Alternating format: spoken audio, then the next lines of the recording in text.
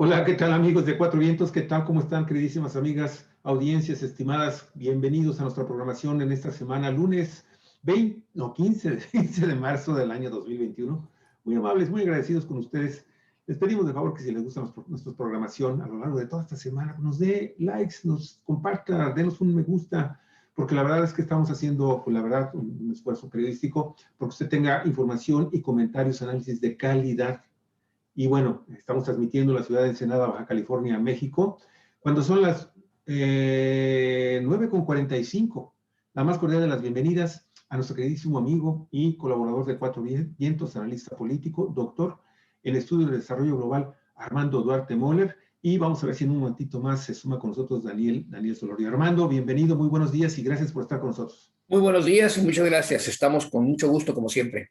Adelante. Sí, gracias, Javier. Adelante. Bueno, pues amigas, amigos de Cuatro Vientos, hemos pedido al doctor Duarte que comentemos hoy sobre esta iniciativa. Bueno, ya es una aprobación, una consulta aprobada por la Suprema Corte de Justicia de la Nación, la consulta ciudadana, un tema que se ha venido quedando un tanto relegado en esta agenda que es cada vez más agitada del día con día por los acontecimientos políticos que se vienen de manera avasallante, ¿no? Pero hay que recordar que la Suprema Corte de Justicia aprobó la solicitud de realizar una consulta ciudadana, primero aprobada por, obviamente, a quien le corresponde, la Cámara de Diputados, Cámara de Senadores, y enviada a la Suprema Corte para que verificara la constitucionalidad de esta solicitud. Modificó un tanto la pregunta, hay quienes dicen que es mucho, pero bueno, la pregunta a fin de cuentas que se hará a los ciudadanos en agosto próximo es si están de acuerdo o no en que sean sometidos a juicio expresidentes. Y la pregunta cómo quedó es actores políticos del pasado, lo cual significa, Armando, que abarca pues a un espectro muy amplio de exfuncionarios públicos, entre ellos los gobernadores, que por cierto no dejan de ser noticia en todos estos días, ¿no? Una vez sí, también de exgobernadores que están, que tienen que responder ante la ley de diversas acusaciones, incluido el caso de Francisco Javier Cabeza de Vaca, que ahorita está en un proceso de procedencia o no ante la Cámara de Diputados de su desafuero para ser juzgado, esto a solicitud de la Fiscalía General de la República. Este tema es el que queremos tratar contigo. Si se agrega Daniel, pues qué bueno, el maestro Daniel Solorio. Pero antes, Armando, me gustaría muchísimo que nos dieras tu opinión sobre todo este conflicto político que ha significado la candidatura de Salgado Macedonio, Félix Salgado Macedonio, candidato a gobernador por Guerrero, y bueno, la encuesta, la segunda encuesta que ordenó la Comisión Nacional de Honestidad y Justicia y que se realizó en Guerrero, y pues todo indica, ya es formal, ya es oficial, que volvió a ganarla Félix Salgado Macedonio. Y bueno, esto habla de una decisión, al parecer, pues mayoritaria, una preferencia en el electorado guerrerense por esta candidatura, pero un enojo y molestia por sectores de feministas, de comentaristas, que dicen, pues no es posible, ¿cómo es que va a ir de candidato? Ni siquiera ponen la palabra presunto. Hablan de un violador o un hombre de tan mala fama. Y el pasado 8 de marzo fue una de las consignas que con grandes letras proyectaron sobre Palacio Nacional, junto con otras dos, alto al feminicidio, México feminicida, y la segunda, el derecho al aborto, a descriminalizar ya el aborto, y la tercera era un violador no será gobernador, en clara alusión a Félix Salgado. Pues ya Félix arrancó campaña, ya inició diciendo que pues ha sido objeto de uno de los peores linchamientos políticos, mediáticos que se hayan dirigido contra algún político en este país recientemente, ¿no? Así arranca su campaña. ¿Qué piensas tú de todo esto, Armando? Bueno, como lo comenté hace unos días, cuando tratamos precisamente el tema, antes de que se realizara la segunda encuesta o tercera, no sé cuántos van ya en el estado de Guerrero, señalaba que la Comisión de Honestidad y Justicia del partido Morena estaba metida en un problema bastante complicado y que yo no quisiera estar en los zapatos de los integrantes de esta comisión por el doble, digamos, sentido que tiene la decisión que tenían que tomar.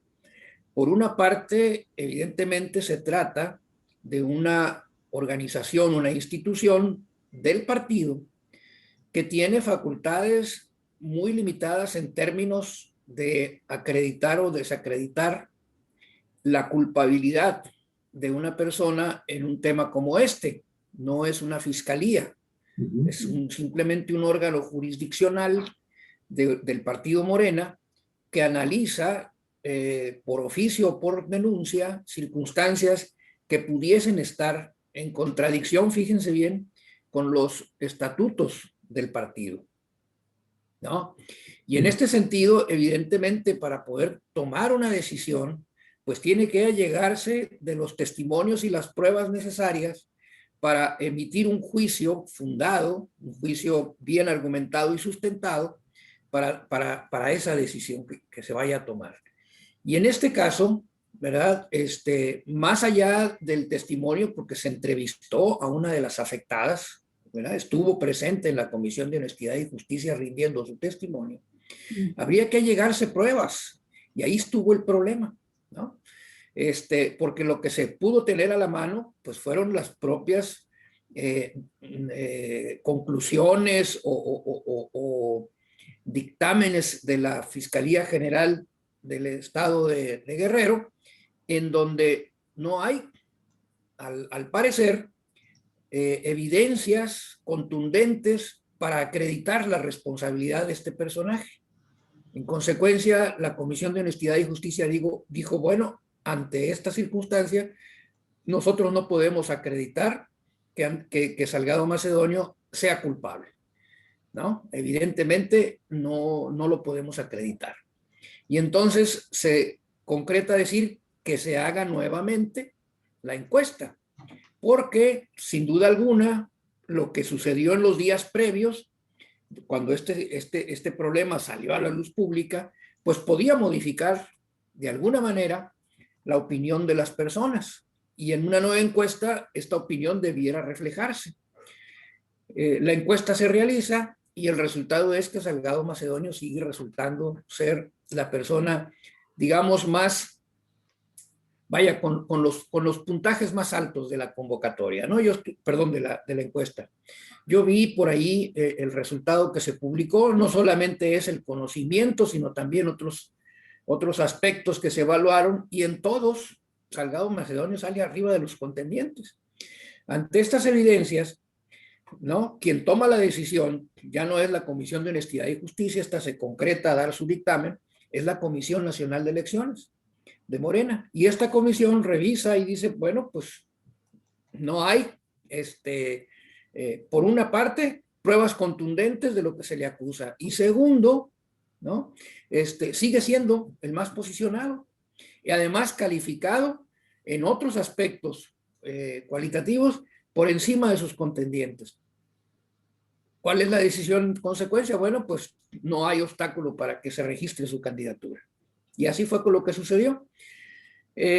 Yo, y aquí ya paso a mi opinión muy, muy personal. Yo creo que aquí, seguramente a nivel de la elección en Guerrero, a como están las cosas, ¿verdad? Morena no tendrá dificultades para ganar la gubernatura, y es muy probable que Salgado Macedonio sea el próximo gobernador del estado de Guerrero. En ese sentido se podrá hablar de un triunfo electoral de Morena en el estado de Guerrero. Pero, ¿qué costo va a tener esto? ¿no? Y no digo en Guerrero, digo a nivel nacional, porque el problema es un problema que trascendió y que ya es del conocimiento de la opinión pública nacional. Los costos empiezan a darse, hay renuncias en Morena, de personajes hasta cierto punto destacados, es el caso de Estefanía Veloz, tal vez haya otros, ¿verdad? Y digamos, la consecuencia de un problema tan complejo como el que se estaba viviendo. ¿Tendría solución u otra solución el problema? Yo creo que sí. Y ya no tanto dependiendo de los órganos del partido, que actuaron estrictamente en apego a lo que le marca el reglamento interno, sino que tendría que ver con los actores involucrados. Y en este caso, por ejemplo, a la posibilidad de que el propio Salgado Macedonio hubiese declinado su postulación. Haberle evitado a Morena el problema que está teniendo y que puede tener, que puede desarrollarse, y sin comprometer el resultado de la elección, porque al parecer, con o sin Salgado Macedonio, Morena podría ganar la gubernatura de Guerrero. Creo que por ahí estaría la solución, pero eso ya está en el ámbito de las decisiones personales. Y bueno, no ha decidido hacer lo correspondiente y las circunstancias así están. ¿Qué va a pasar? Les repito, no puedo decirlo con certeza. Tengo la impresión de que Morena va a ganar en el estado de Guerrero la elección a gobernador, pero también tengo la impresión de que el costo todavía de esta circunstancia no se puede medir y por lo tanto ver si salió más caro el caldo que las albóndigas. Hay una medición, Armando, que pudiera darnos alguna idea de lo que está sucediendo en Guerrero y lo que está sucediendo en Morena en general. Hace poco nos llegó a nuestras manos una encuesta muy interesante donde hablaba de es una encuesta sobre los 15 estados de la República que tendrán elección a gobernador y eran mediciones sobre cada uno de los candidatos. En general, se trata de 7 estados de la República donde Morena lleva una ventaja muy grande, bastante superior al 10% sobre su más cercano competidor. Es el caso precisamente de Guerrero, con una ventaja altísima. La encuesta es quincenal y son 3 resultados, 3 encuestas. Y lo mismo hacen con los demás candidatos, los 15. Y encuestan no nada más al candidato de Morena, a todos los que ya están participando, de todos los partidos políticos. Entre los 7 estados con las más altas probabilidades de ganar, mencionan también a Baja California, por ejemplo, a Nayarit, entre otros. Pero en el caso de Salgado Macedonio, me llamó la atención que no pierde más puntos de los que ha perdido todos los candidatos. Hay un punto muy alto con el que empiezan, porque además fueron de los primeros en ser postulados, los primeros nombres en ser conocidos, y conforme van presentándose otros nombres de otros partidos, se da un proceso que el encuestador no lo explica, pero que es común a todos. O sea, todos pierden un promedio de 5 puntos o un máximo de 5 puntos en relación con la primera encuesta.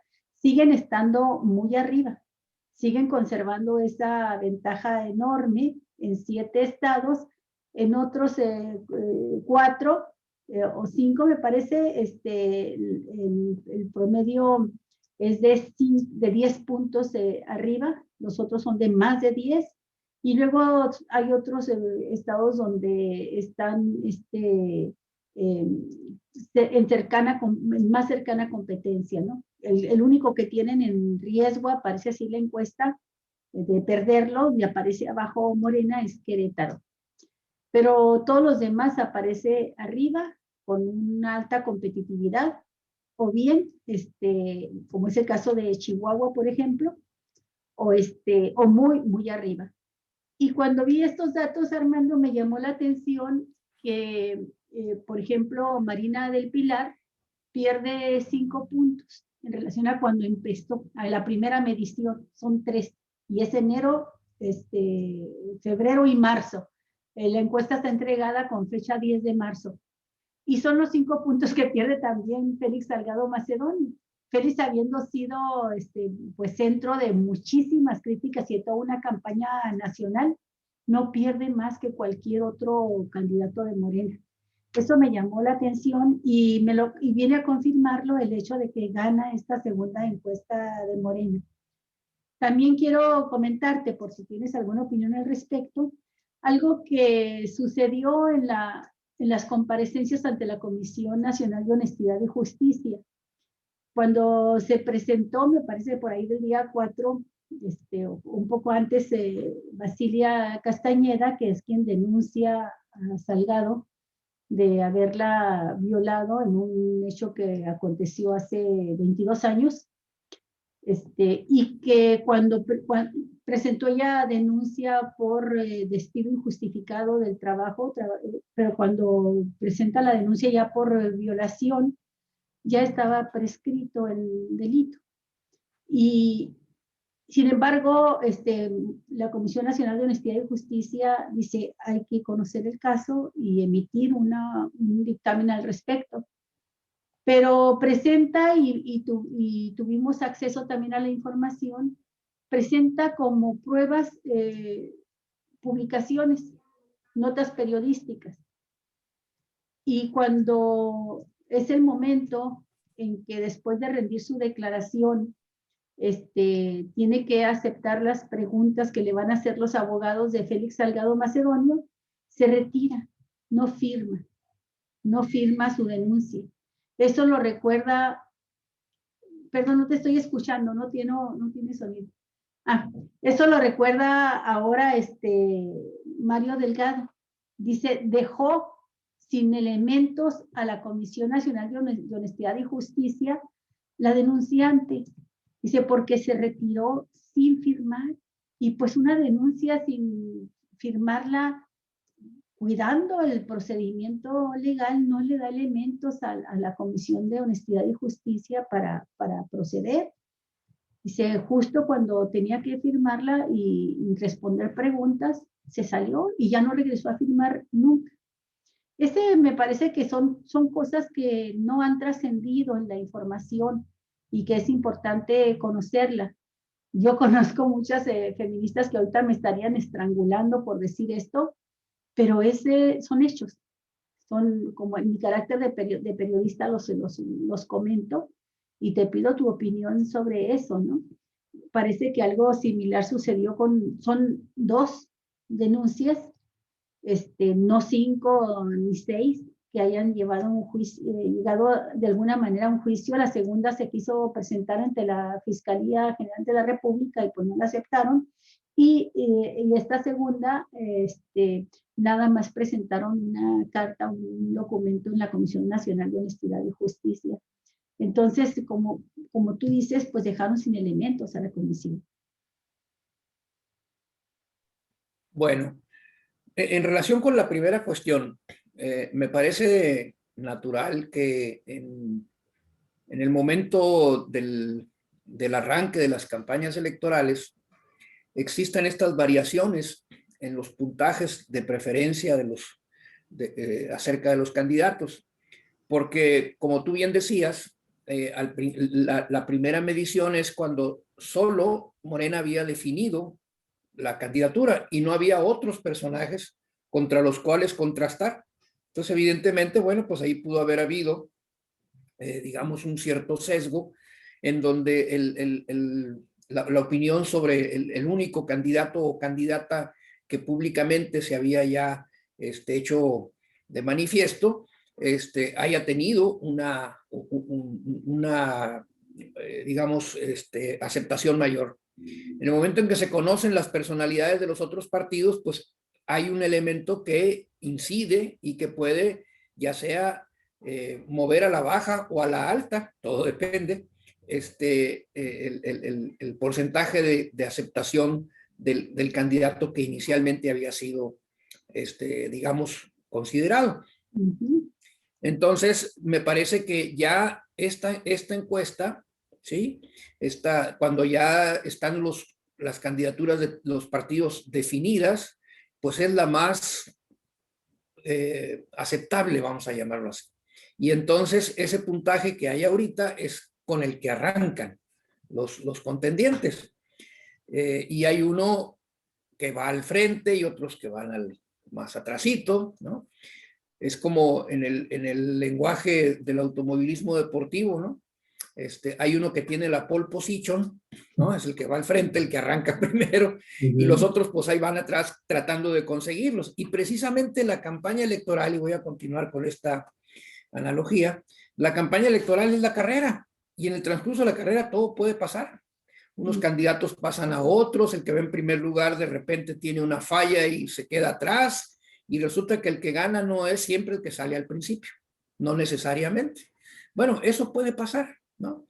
En toda campaña electoral, el periodo de la campaña es determinante en cuanto a los resultados. La encuesta que nos dice cómo van al principio no necesariamente nos dice cómo van a terminar. Entonces hay que ver cómo se desarrollan las campañas.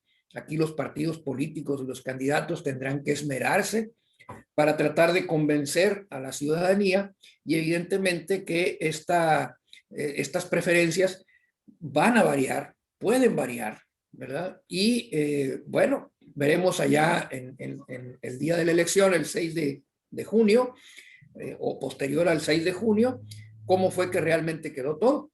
Entonces todo está, digamos que una vez que inician las campañas, siguiendo con las analogías deportivas, el balón está en la cancha y todo puede pasar, ¿no?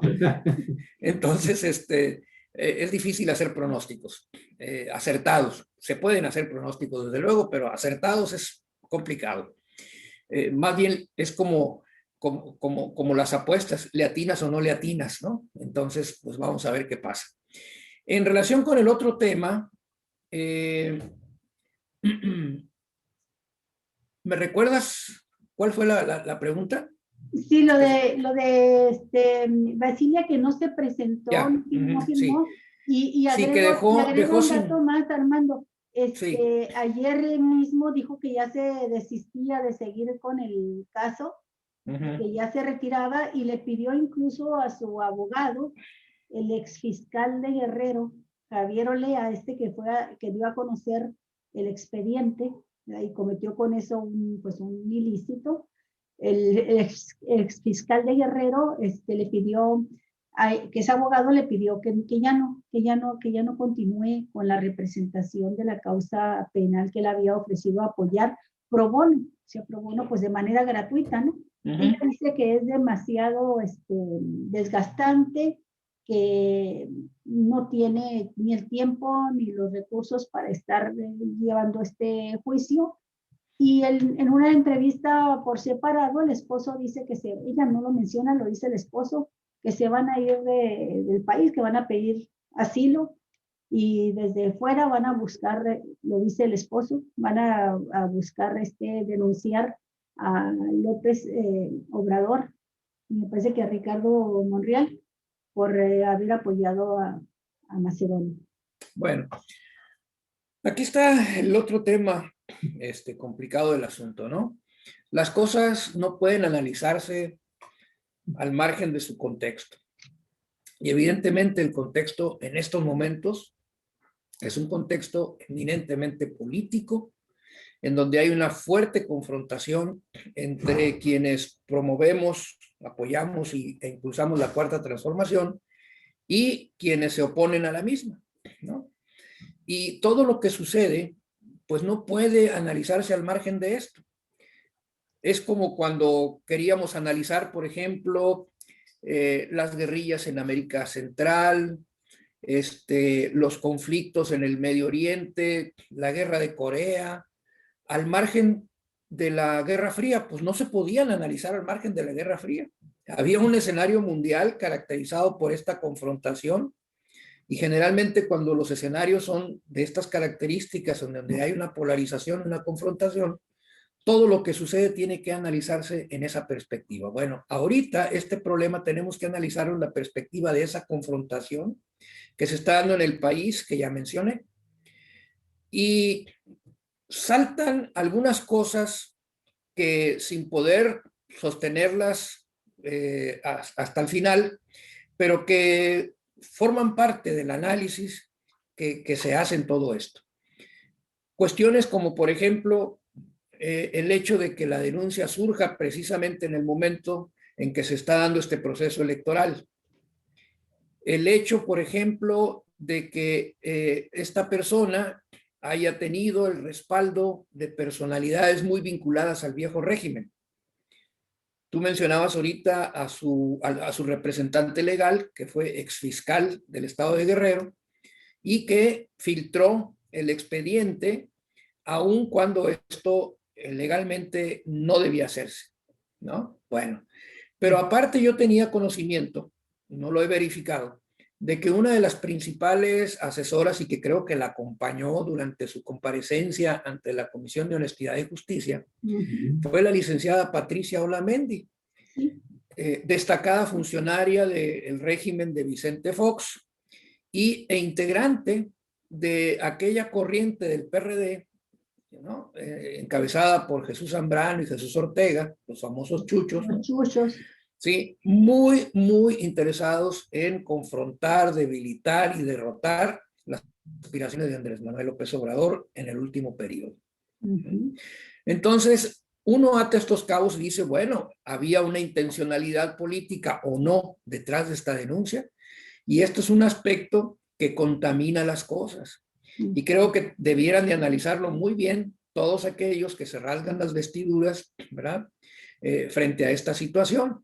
Porque hay que, no digo que tengan que renunciar a su derecho y su convicción de defender la causa del feminismo, no, pero hay que deslindarlo de este tipo de situaciones, hay que pintar una raya para no entrar y caer en el juego político de fuerzas que no tienen otro interés, no es el interés del feminismo, sino no tienen otro interés que un interés político que trasciende por completo las motivaciones y los objetivos del movimiento social de las mujeres, y que al meterlas en esto, contaminan ese movimiento y le causan más daño que beneficio.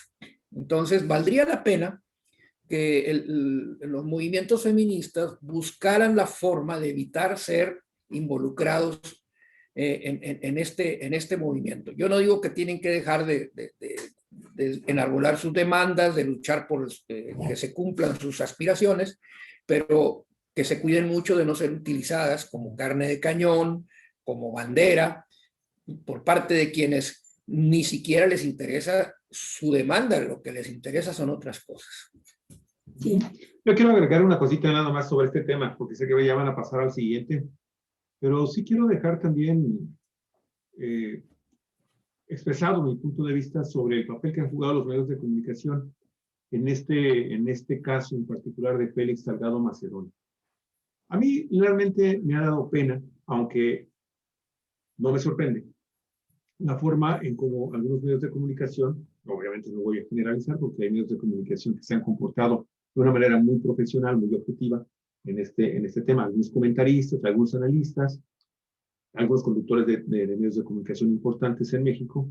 Sin embargo, es de sorprender la forma en cómo grandes personajes de la comunicación de este país pueden también prestarse a una manipulación descarada, obscena, de la realidad, de las cosas, de los hechos objetivos. Armando, tú sabes, tú y yo podemos tener, o Olga, cualquiera de nosotros podemos tener una diferencia de opinión, podemos expresar puntos de vista muy subjetivos, podemos calificarnos lo que estamos diciendo, pero siempre mostramos algún documento, algún dato por ahí que nos respalda y que nos da de alguna forma cierta credibilidad. Aquí se han estado haciendo, cuando tú estudias periodismo, una de las primeras cosas que te dicen, tú puedes comentar, tú puedes observar, tú puedes analizar, pero jamás puedes enjuiciar. No puedes decirle a una persona, no te puedes convertir en juez y decir, fulano de tal es ladrón, fulano de tal es un corrupto, fulano de tal es un violador, sin que tengas las pruebas en la mano, porque al final de cuentas, lo que está sucediendo en el caso de Félix Salgado Macedonio es uno de 25 casos de cuando menos que sabemos, que de candidatos o de presuntos aspirantes a un puesto de elección popular para esta elección del 2021, que tienen algún asunto relacionado con alguna conducta de abuso o de violación a los derechos sexuales y a los derechos de las mujeres, tanto del punto desde también, incluyendo incluso también violaciones graves en sus derechos políticos de género. Aquí en Cuatro Vientos incluso utilizamos una información que proporcionó hace unos días, en esta misma semana, la semana pasada, esta organización de feministas que se llama Las Constituyentes, que fue la que generó esta famosa plataforma 3 de 3 para que se tuviera cuidado por parte de los partidos políticos de buscar, checar, analizar, profundizar en los antecedentes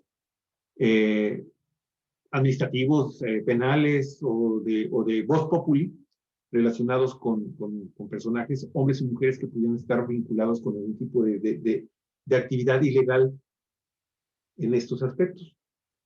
Y tanto es político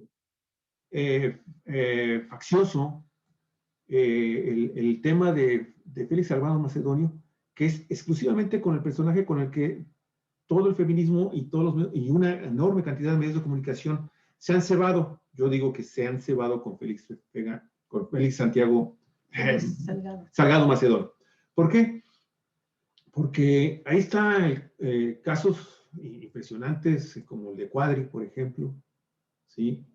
Como el de Cuauhtémoc Gutiérrez, la que es diputada, que era la conseguidora de muchachas para la trata de personas y prostitución ahí por parte de Cuauhtémoc, Sandra Vaca. Está el caso en Baja California de Jorge Janrón. Aquí el otro día lo comentábamos, lo que sucedió también en el caso de Lupita Jones, que pues un grupo de 2 personajes o 3 personajes de la cúpula empresarial imponen a esta candidata por encima de los intereses y los derechos de las panistas baja californianas, ¿sí? Que sin pasando por encima de una actitud totalmente machista, pasan por encima de sus derechos, se imponen a Lupita Jones, que aquí yo no tengo nada en lo absoluto que decir ni mencionar. Sin embargo, los medios de comunicación no han reflexionado sobre la enorme responsabilidad social, ética y profesional que tienen cuando simple y sencillamente con tal de golpear a un personaje y a un partido, ¿sí? Que no es de su agrado, por decirlo de alguna manera decente, pues se olvidan que incluso hay muchas cosas que se tenían que estar comentando y dando a conocer también a las audiencias de estos medios de comunicación para que la gente tuviera una información más completa y más objetiva de lo que estaba sucediendo en el caso de Félix Salgado Macedonio. Se hablaba de 6, se hablaba de 7 y se hablaba de una enorme cantidad de mujeres que estaban siendo objeto de presuntas violaciones a sus derechos y a sus derechos de carácter sexual, de reserva de carácter sexual y de sus oportunidades como mujeres para participar en la política. Y ahora nos quedamos nada más con 2 casos. Se habló hasta el cansancio de que no había ya ningún antecedente en relación a otras nuevas denuncias penales en contra de Félix Salgado Macedonio y no sucedió absolutamente nada. Se seguía, se insistió. Aquí hemos escuchado cosas que desde el punto de vista de la actividad periodística dan vergüenza cuando hay colegas que han estado diciendo Félix Salgado es un violador y no tiene derecho a ser gobernador, ni siquiera candidato. Se nos ha perdido una enorme oportunidad de hacer una reflexión más a fondo sobre el papel de los medios de comunicación en este tipo de asuntos. Pero no es algo nuevo ni único. El caso también ahorita del pleito que traen el Poder Ejecutivo con el Judicial, también es otro ejemplo de cómo se malinforma, se desinforma incluso, y se tergiversan los hechos. Con el caso de este pedimento que hace Andrés Manuel López Obrador al Poder Judicial para que se haga una investigación de este juez federal que ordena una suspensión provisional, un amparo provisional sobre la entrada en vigor de esta ley de electricidad, y ya se da como si fuera un hecho consumado. Es el inicio de un largo juicio de carácter judicial que han emprendido los mexicanos que no están de acuerdo con la aplicación y la aprobación de esta ley y la entrada en vigor de esta ley. Están dentro de su derecho constitucional de así manejarlo. Pero los medios de comunicación ya estamos dando como un hecho de que hay un juez, ¿sí?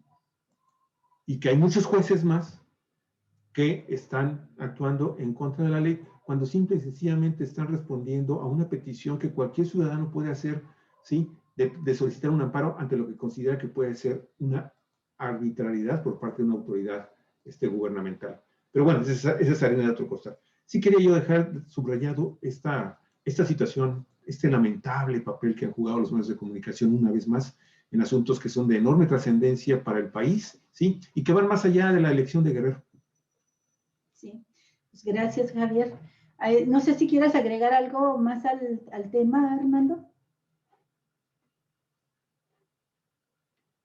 Sí, me parece que ya hemos dicho lo que se pueda decir sobre el tema. Y sí, coincido plenamente con Javier en esta parte en la que señala pues la esencia del periodismo, ¿no? Como un portador de información hacia la comunidad para que ésta saque sus conclusiones. Pareciera que hoy el periodismo lo que busca es sacar conclusiones para luego implantarlas en la mente de las gentes, en la conciencia de las personas, ¿no? Pues eso no es periodismo, ¿no? Eso es vil propaganda. Sí. Y hay géneros periodísticos que se tienen que aclarar con toda precisión. Una cosa es la nota informativa y otra es el análisis y el comentario, la columna, como se le llama, o el artículo de opinión, o editorial, pero que como periodistas, cada vez que tú vas a señalar o a calificar algo, pues tienes que tener los elementos, como cualquier otra persona que va a debatir o a exponer una idea, ¿no, Armando? Así es, fíjate, y ahí entra lo que es la libertad de expresión en el periodismo de opinión, su nombre lo dice, ¿no? El escritor, el periodista, da su punto de vista acerca de algo y tiene todo el derecho de expresarlo con absoluta libertad. Eso no se puede coartar. Más bien nos referimos, o yo me quise referir, a aquellos periodistas que están dando información y que al mismo tiempo que dan la información, dejan así como de pasadita su opinión sobre el tema, cuando no están en ese plan, pues, de hacer periodismo de análisis y de opinión. Sí. Esto es muy evidente, por ejemplo, en los noticieros de la televisión comercial, en donde los periodistas están dando la noticia y sueltan un comentario adicional, ¿no? Que muchas veces es un punto de vista personal, pero muchas veces es simple y sencillamente el soltar una expresión que provoque la duda, que provoque la, digamos, sospecha entre la gente, ¿no? Y faltan a esa ética del periodista. O sea, si yo voy a dar información en un segmento en donde lo que se trata es de relatar hechos, planteo los hechos y que la gente saque sus conclusiones, ¿no? Pero al parecer el interés de ellos es otro. Sí, incluso Armando, cuando un periodista está dando una opinión, debe de darle credibilidad a su punto de vista. Y esa credibilidad te la va a dar finalmente el uso de información de manera lo más objetiva posible. La objetividad en ese sentido está directamente vinculada con datos que se puedan comprobar, con datos que tengan una fuente confiable, visible, no anónimos. Desafortunadamente, muchos columnistas, muchos periodistas utilizan el anonimato como sus fuentes de información, y de ahí se ponen a especular sin dar un contexto del problema. Y todo esto pues va finalmente enrareciendo su punto de vista. Yo no voy a decir que finalmente pues uno tenga la razón. A final de cuentas, pues, la verdad está distribuida en muchísimas partes, pero mientras más partes agarres, tengas filia o tengas fobia de las cosas que están sucediendo, las tienes que escuchar, las tienes que utilizar, las tienes que poner sobre la mesa para que precisamente ese comentario, esa opinión que vas a vertir, ese análisis que vas a realizar, pues tenga la objetividad de los datos duros. De otra manera, como bien tú lo acabas de señalar, simple y sencillamente me sumo a una campaña propagandística que puede tener intereses pues totalmente deleznables, ¿no? Totalmente deleznables. Y eso, finalmente, empobrece a la política y empobrece finalmente a esta nación, a la sociedad mexicana, porque entonces nos estamos malformando y vamos a tener puntos de vista equivocados, insuficientes o totalmente alejados de la verdad. Son cosas que cuando estás en la escuela de periodismo te las dan así como cuando entras a los géneros periodísticos de opinión, como le decía Olga, haz de cuenta que es el ABC del periodismo. Yo siempre termino con esto. Yo siempre he dicho una cosa, que desafortunadamente el tiempo poco a poco me ha ido dando la razón. Es muy diferente estudiar periodismo a muy diferente estudiar ciencias de la comunicación. El periodismo es una área específica de la comunicación social que requiere ser aprendido y realizado con técnicas muy especiales, ¿sí? Y también debes de tener un tipo de valores bien especiales que desafortunadamente en las carreras de comunicación te las dan en un semestre. Es una especialidad, ¿no? Es una especialidad de la comunicación, efectivamente. Es como el médico que estudia medicina general y quiere hacer una operación de corazón o de cerebro, pues necesita una especialidad para hacerlo, ¿no? Entonces, pues sí se requiere de mayor profesionalismo, de mayor ética y de mayor responsabilidad social para ejercer esta actividad. Podemos estar equivocados, pero no malintencionados. Eso sí. Oye, Armando, yo empiezo a observar también que ya esta campaña y denuncia sistemática contra Félix Salgado, señalándolo como el violador, se extiende. Mira, el aparecido. Daniel, ¿cómo estás? Bienvenido. Buen día. Buenos días. Gusto saludarles. Responsables sociales. Bienvenido, Daniel Solórzano, maestro. Bueno, estamos concluyendo el tema de Salgado Macedonio que empezamos mientras tú entrabas a la charla. Y concluimos. Armando, he observado que empieza a darse un fenómeno también nuevo que ya no solamente se dirige a la persona de Salgado Macedonio, sino a la ciudadanía, al pueblo de Guerrero.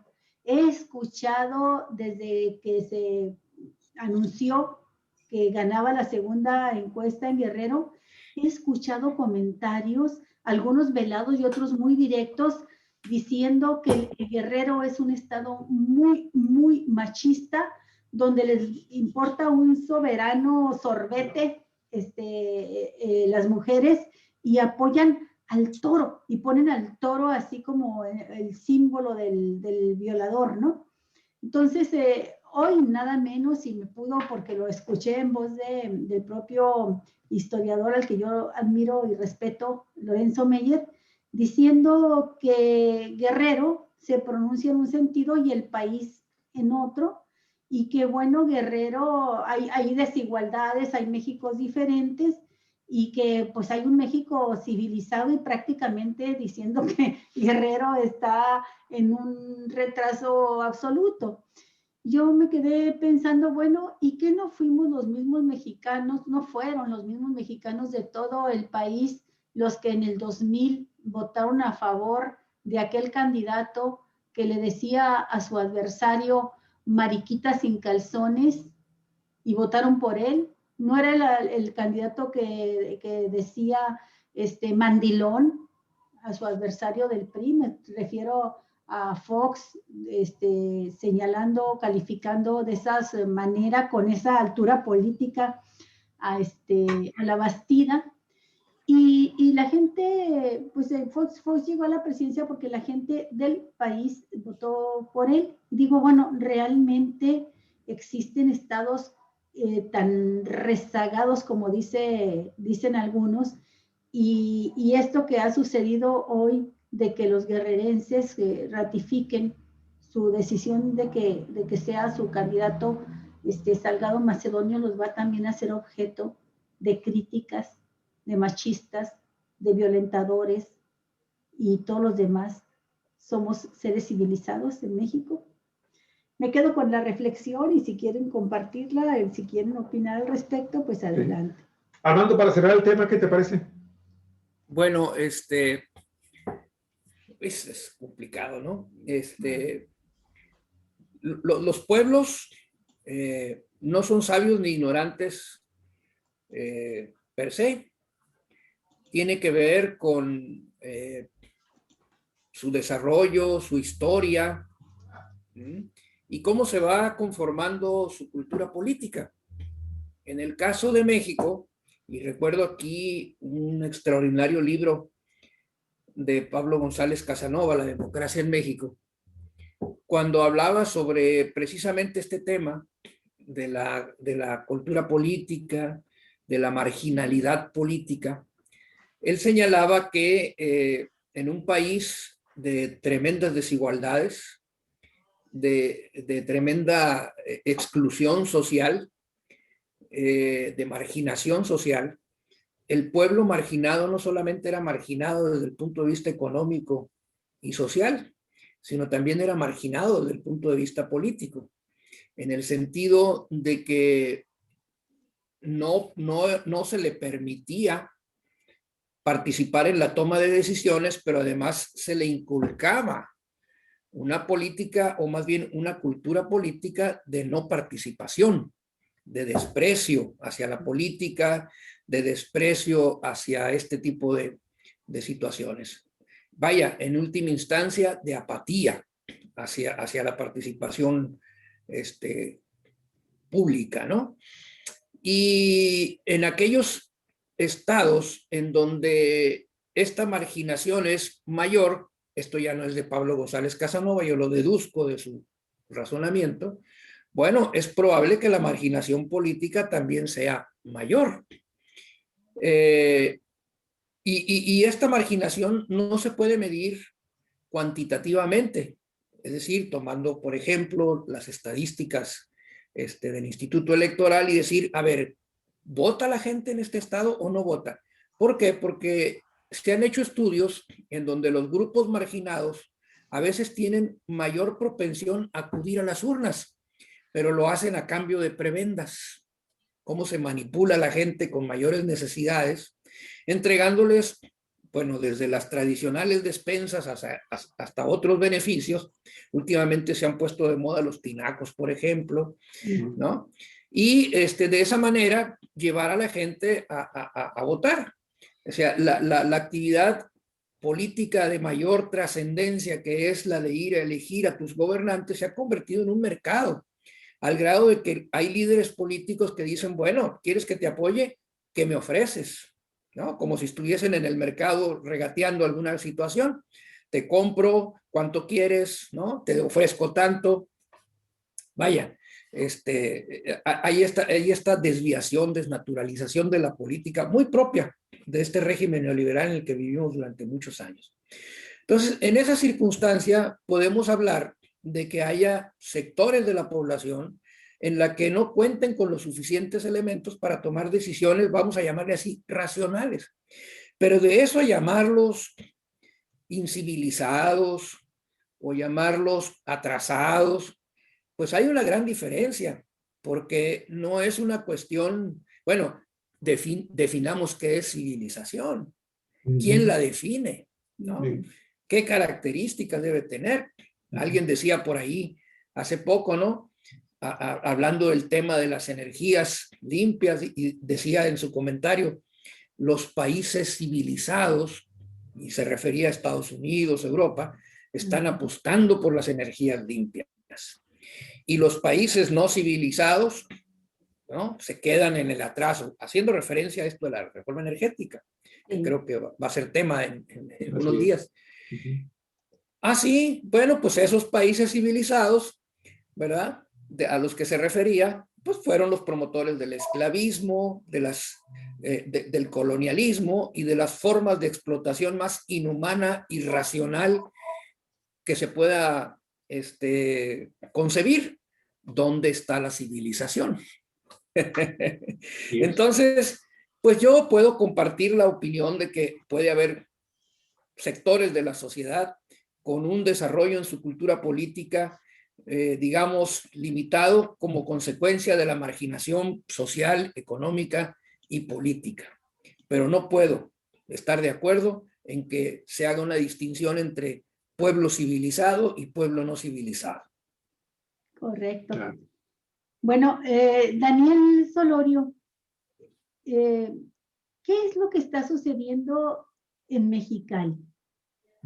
Hemos estado observando varios de tus comentarios, buscamos en la prensa qué es lo que pasa con la presidenta municipal Lupita Mora, que es la suplente de Marina del Pilar, y que una vez que Marina del Pilar pues ya se asume como la candidata o precandidata en términos legales hasta este momento de Morena a la gubernatura del estado, pues deja el sitio, deja el cargo y lo toma, entra en función Lupita Mora. Lo que hemos visto hasta ahorita de Lupita Mora es una serie de propuestas, iniciativas, cambios, una actitud no solo de mucha entrega y trabajo, sino una visión también de buscar darle orientación a Mexicali hacia la cuarta transformación con temas fundamentales como el medio ambiente y un estilo de trabajo que así como suena, pues parece traer vientos frescos, ¿no? Para Mexicali. Y bueno, con ello para Baja California.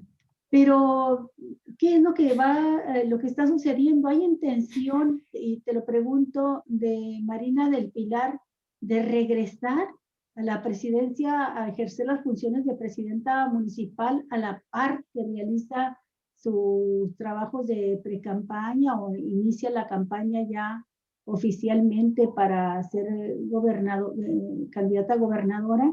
¿Qué sucede, Daniel? Bueno, eso último yo no lo sé, pero sí hay una rumorología importante sobre esa posibilidad. Lo que sí sé, pues lo sintetizaría en dos cosas. Primero, la nueva alcaldesa Lupita Mora es una muy digna representante del proyecto de la Cuarta Transformación que en el país encabeza López Obrador. Tiene una trayectoria y una imagen pública de mujer limpia, honrada, trabajadora y además una militante activa del movimiento López Obradorista desde hace muchos años. Tiene una gran legitimidad para el cargo que en este momento tiene en sus manos desde hace poquito más de una semana. Pero yo he estado denunciando, he estado denunciando de unos 3 o 4 días para acá que hay algo raro, que hay algo extraño, que casi nadie lo quiere abrir. Hay muchísimos comentarios en los chats, en los cafés, pero casi no hay información pública sobre una cosa que yo la quiero centrar en un punto concreto. El Cabildo de Mexicali, el grupo de gente, 16 o 18 personas que forman el ayuntamiento, no parece estar apoyando a la presidenta municipal como es su deber constitucional. Por el contrario, hay rumores apoyados en algunos datos objetivos de que dentro del Cabildo hay gente que no respeta la institucionalidad y que ese no respeto a la institucionalidad se reflejó en una cosa muy concreta, Armando, Javier, Olga. El Cabildo de Mexicali no le tomó la protesta a Lupita Mora. El Cabildo de Mexicali no fue quien le concedió a Marina del Pilar la licencia para irse del cargo. ¿Qué jueguito es este? ¿Qué jueguito es este? El Cabildo no se involucró en el cambio de presidencia, de titular de la presidencia municipal.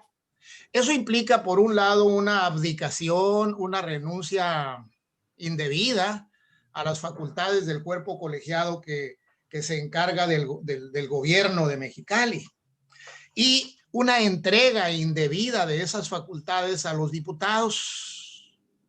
Muchísima gente entiende, también yo, que cuando dice uno que le están entregando esas facultades a los diputados, facultades que no tienen, conforme a la Constitución y la ley, equivale a entregárselas al gobernador Bonilla, que es lo mismo. Mucha gente sostiene, bueno, ¿cuáles diputados? Si los diputados han sido tradicionalmente mandaderos del gobernador Bonilla, ¿a quién le está entregando el Cabildo mexicalense la facultad de tomar decisiones sobre la presidencia municipal de Lupita Mora y la licencia otorgada a la hoy candidata gobernadora Marina del Pilar? Se la está entregando al gobernador, si partimos de esa hipótesis. Ese es mi primer planteamiento. Creo Daniel, que hay una déjame hacerte esta pregunta para que me quede claro algo que a lo mejor no entendí o me lo perdí y estoy extraviado. Venga. Daniel, esta facultad del poder legislativo y ejecutivo sobre la forma en cómo se pueda designar a los municipios suplentes, ¿no quedó establecido en esta reforma que se hizo, que será aquí en Baja California? ¿La ley Grande? No, a raíz del tema, ¿te acuerdas del pleito que traía Bonilla, que trae todavía, con el presidente municipal de Tijuana, González Cruz? ¿Te acuerdas que una vez se retiró? Sí, cómo no. Y Jaime Bonilla creó todo un masacote legislativo que le aprobaron. Yo sabía que le habían aprobado. Es correcto, es verdad. Entonces, ¿no es este el origen, mi estimado? O sea, es que fíjate cómo se van dando las cosas. Sí. Jaime Bonilla es bien mañoso. Y lo digo por todos los antecedentes que podríamos citar, y nos llevamos aquí un programa completo, hablando de los argumentos que debemos escribir los periodistas para consolidar lo que estamos afirmando. Pero si bien es cierto que le traía ganas a González Cruz, pues también pensaba en que María del Pilar podía ser la candidata y entonces iba a llegar la alcaldesa roja a Mexicali. ¿No es esto? ¿No había quedado así? Bueno, hago una breve referencia a esa reforma. Sí hay una reforma a la ley del régimen municipal y esa ley implica una reforma al artículo 42. Bajo el pretexto de esa reforma, inaplicable al caso, están haciendo esto. Se hizo una reforma, pero cualquier abogado que lee con un poquito de cuidado el nuevo texto del artículo 42 de la ley del régimen municipal sabe que únicamente aplica a los casos de municipios donde falta el titular de la presidencia municipal y en ese momento no hay suplente. Por la circunstancia que sea, no hay suplente. Entonces esa reforma legislativa dijo, si falta el presidente municipal y no hay suplente, entonces el gobernador entregará una terna al Congreso para que de esa terna saque un presidente municipal. Eso es lo que dice la ley.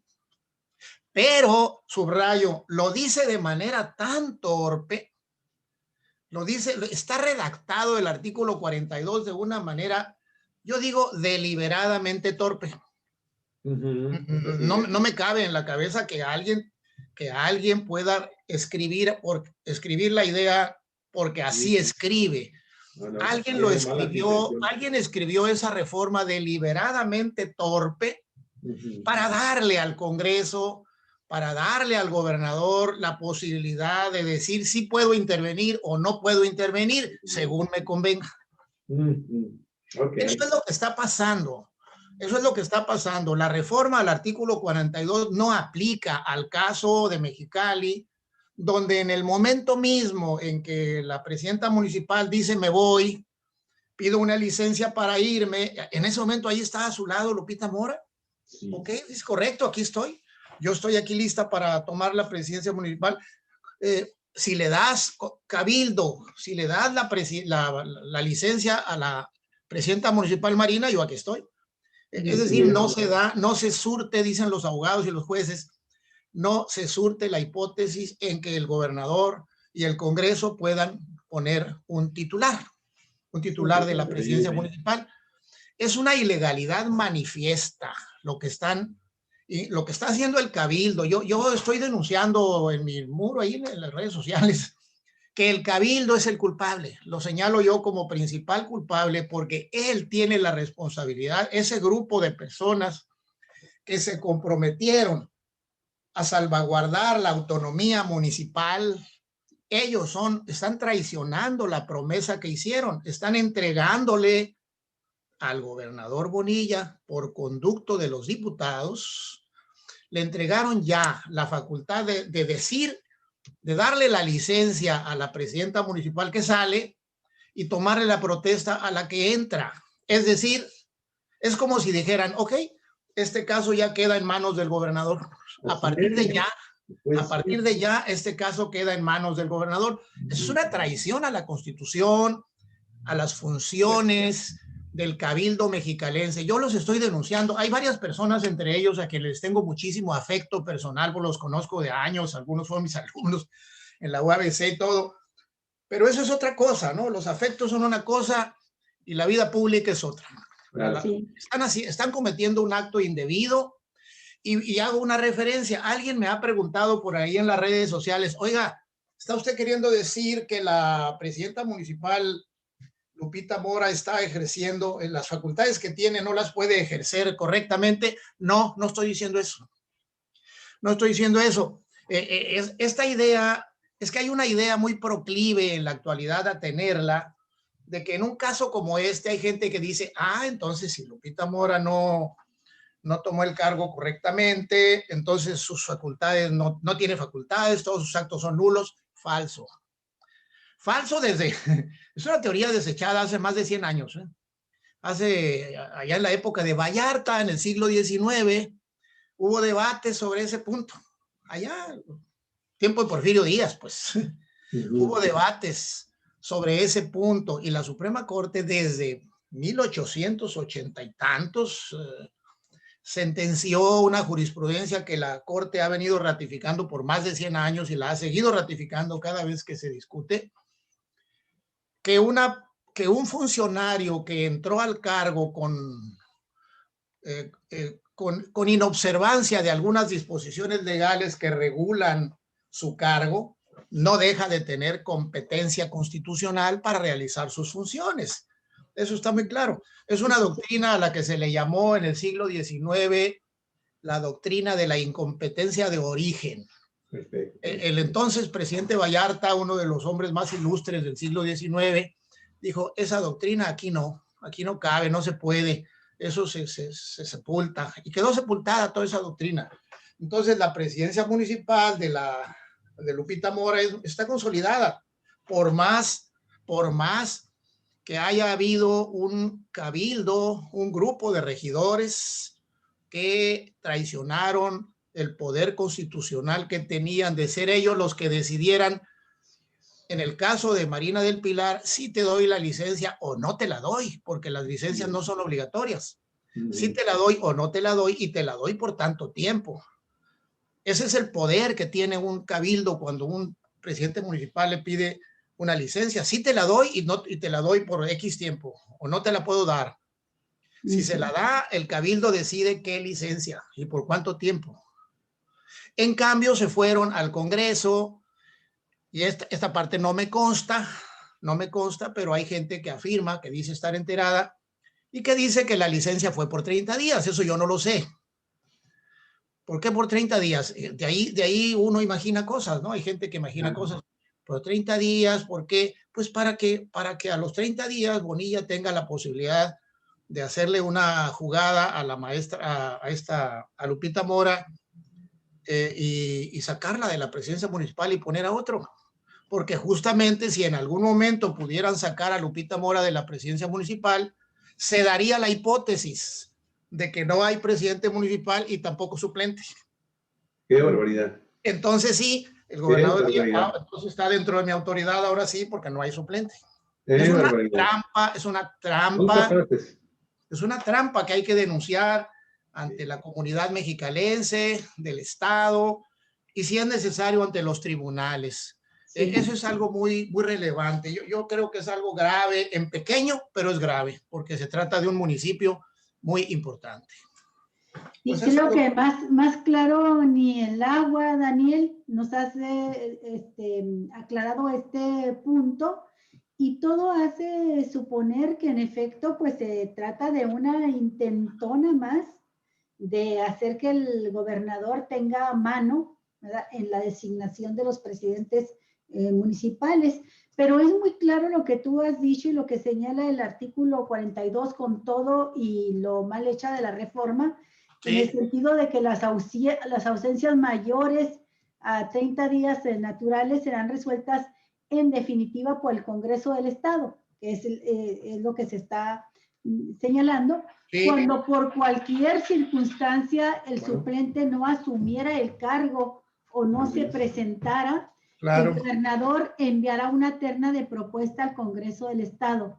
¿Cuándo? Cuando por cualquier circunstancia el suplente no asumiera el cargo o no se presentara. Con todo lo que hemos visto, es obvio que en el caso de Mexicali, la alcalde suplente, ahí está al pie del cañón, trabajando, anunciando reingeniería en gran parte del ayuntamiento. Está haciendo la tarea, claro que sí. Prestar mucho, porque ella habla de una reingeniería en áreas claves, como lo estamos mencionando ahorita, en medio ambiente, y también pues está hablando ella de un trabajo que se propone realizar con un plan de gobierno de 7 meses, que es el tiempo que le corresponde. Es poquito, pero se puede hacer mucho en poco tiempo. Sobre todo si te dedicas a eso, a gobernar, claro, y no, claro, no andarle metiendo zancadillas a otros, ¿no? Correcto, así es. Y en estos 7 meses que se propone gobernar lo mejor posible el ayuntamiento, el municipio de Mexicali, pues ya de los actos, si tú quieres, simbólicos, pero que dejan mucho que decir, se presentó la ceremonia del aniversario de Mexicali, a la que no asistió el gobernador, y esto pareciera replicarse, esto de hacerle vacío a la presidenta municipal, con lo que me parece más grave aún, que estás tú denunciando aquí, que es la actitud de los regidores, del cuerpo del cabildo. ¿Y a qué le atribuyes? Por parte de los morenistas, a una obediencia perruna a quien da órdenes desde arriba? Bueno, ¿qué pasa con los de oposición? Como dice un viejo dicho, son polvos de aquellos lodos. Son polvos de aquellos lodos. Bonilla, desde que llegó Bonilla desde que Bonilla es Bonilla aquí en Baja California, y desde que empezó a aparecer Morena, Bonilla se dedicó a partir a Morena en pedazos, por lo menos 2 pedazos, por lo menos 2, los que están con él y los que no estamos con él. Yo desde el primer momento dije, no, yo con ese señor así de tramposo no voy. Y no voy. Pero sí, creo que para mí que es una jugada nada de limpia, no limpia de los diputados y Bonilla. Y lo más grave es de los regidores, los responsables constitucionales de defender la autonomía municipal, la entregaron al gobernador Bonilla por conducto del Congreso.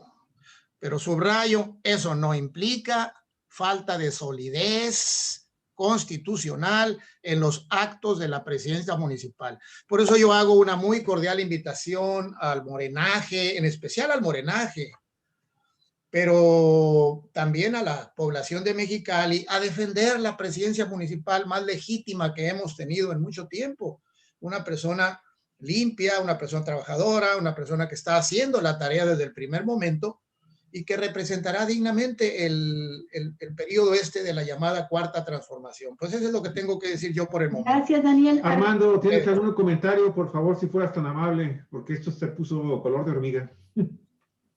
Bueno, mi comentario iría en un sentido más general, menos específico, porque yo reconozco no tengo suficientes ni conocimientos jurídicos ni elementos como los tiene en este caso Daniel, para hacer un análisis tan detallado y preciso como el que hemos escuchado ahorita.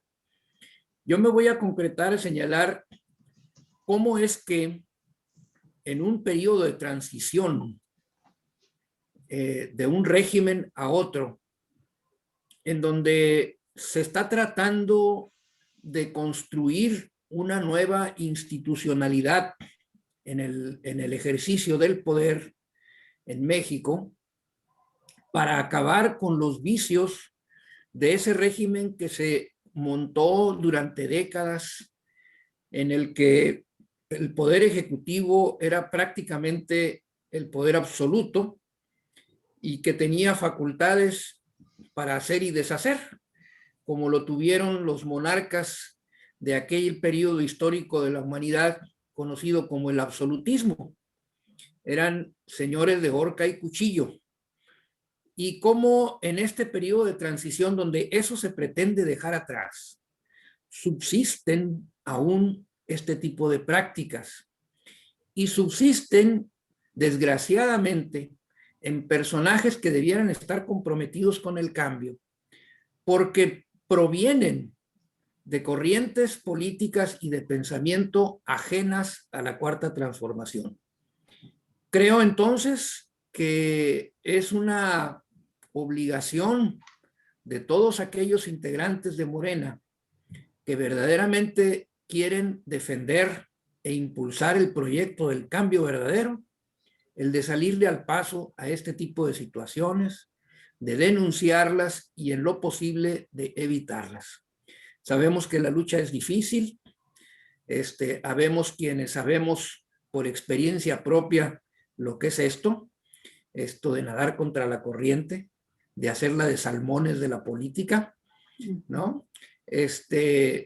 Y que, bueno, más de una ocasión las circunstancias lo ponen a uno entre la disyuntiva de o tiro la toalla o le sigo. En este caso me parece que tenemos que tomar la determinación de seguirle, porque en toda transición política, en todo cambio de régimen, este tipo de circunstancias se presentan y la única forma de llegar al propósito, al objetivo de lograr esa transformación es no tirar la toalla, seguir insistiendo, promoviendo, impulsando, más allá de lo que se pueda lograr en cada momento. Muy bien. Aquí cabe aquello de que el que persevera alcanza, y pongámonos como ejemplo lo del propio Andrés Manuel López Obrador. Muy bien, tenemos 8 minutos para concluir, por favor, el programa. Daniel, te escuchamos primero y después a Armando. Unos 4 minutitos, Daniel, por favor. Sí, para bueno, esto significa que dejaríamos pendiente nuestro tema que traemos pendiente, Armando. Y nada más señalar, Daniel, por favor, Creo que es muy bueno el llamado de Armando, pero me gustaría reforzarlo con los argumentos jurídicos, el llamado a defender la institucionalidad, la Constitución, a no permitir que se tuerce y se retuerza la ley para favorecer intereses personales y ambiciones de poder de un gobernante, ¿no?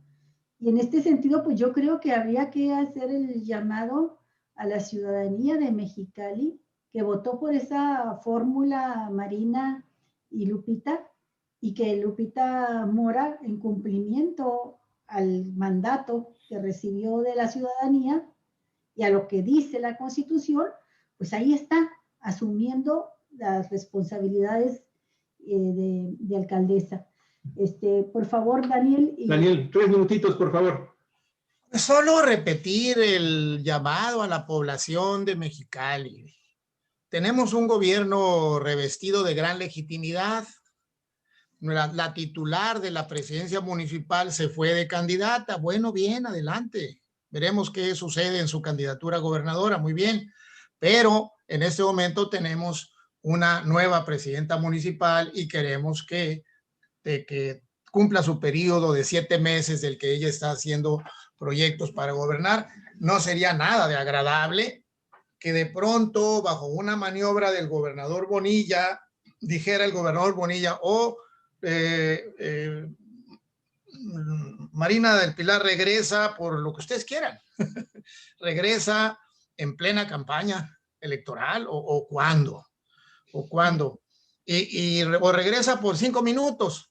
Y luego renuncia, regresa por 5 minutos, luego renuncia y se queda la presidencia municipal vacía, y entonces yo, gobernador Bonilla, hago uso de mi facultad y propongo a otra persona al Congreso. Eso sería algo, bueno, aberrante, del tamaño de la pretensión de los 5 años o peor. Así es, peor.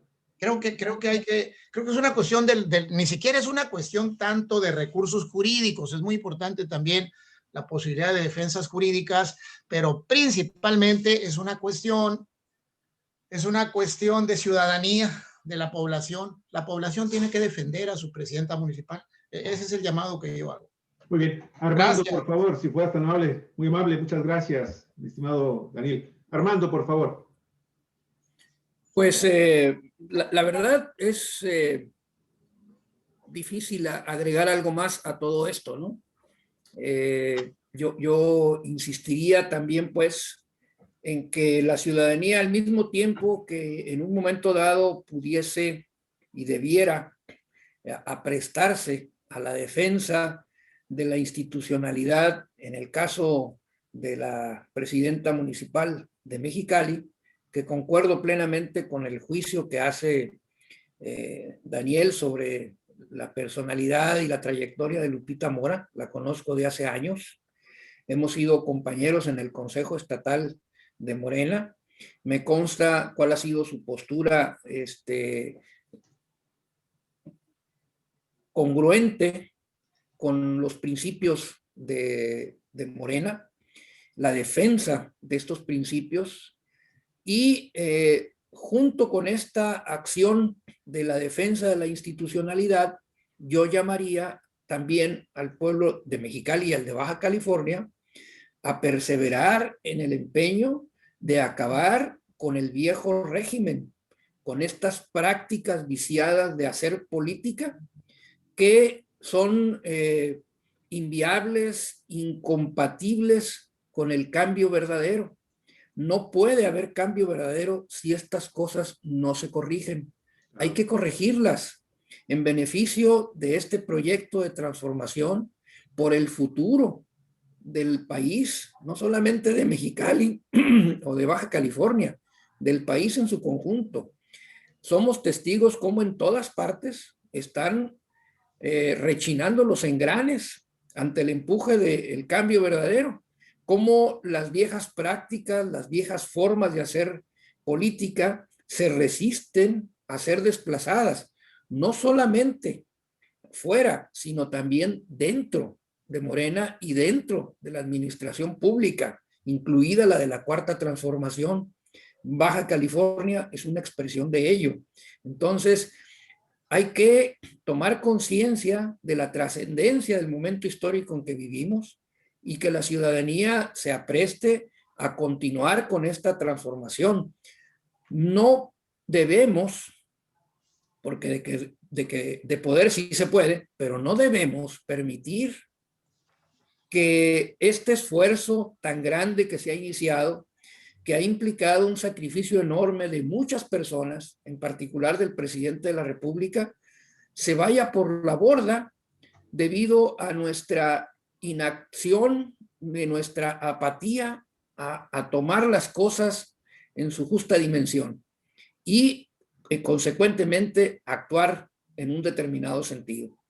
Claro, hay que tomar en cuenta que para que la ciudadanía participe, tiene que estar informada. Entonces, es importante que esto que está mencionando el licenciado Solorio se convierta en una información disponible, accesible a todo mundo, de tal suerte que los ciudadanos puedan estar en condiciones de asumir ese papel que tienen reservado, como actores sociales, como sujetos históricos de la transformación en nuestro país. Muy bien. Pues caramba, Olga, qué cosas tan interesantes se trataron en este programa. La verdad, Armando, Daniel, los felicito. Son dos temas que han manejado ustedes perfectamente. Daniel, rápidamente, porque nos queda 1 minuto y medio. Perdón, ¿estamos al aire? Sí, seguimos al aire. Oh, perdón, entonces yo llegué tarde, ¿verdad? Totalmente tarde, Daniel. Pero perdón, me estoy cayendo en cuenta de que fue por el cambio de horario. Sí, Según no hay problema. Según yo llegué puntual, perdón. No te preocupes. Oye, bueno, Daniel. Muchas gracias a los dos. Adiós. Nada más agradecerles, anunciar rápidamente que el próximo jueves, que es aniversario de la expropiación petrolera, con este motivo y homenaje a ese acto de estadista y un estadista como Lázaro Cárdenas, vamos a hablar de la política energética del gobierno actual, el de López Obrador, y el conflicto que se ha generado también, ya que se dirime en tribunales con amparos que se han interpuesto por la ley de energía eléctrica. Entonces, pues muchísimas gracias. Participará junto con ustedes, participará el abogado David Castrejón de Chihuahua. Entonces, bienvenido ese abogado, claro. Gracias a los dos de nueva cuenta, un abrazo. Muchas gracias. Amigos, seguimos con el noticiario. Hasta luego. Hasta luego. Hasta pronto.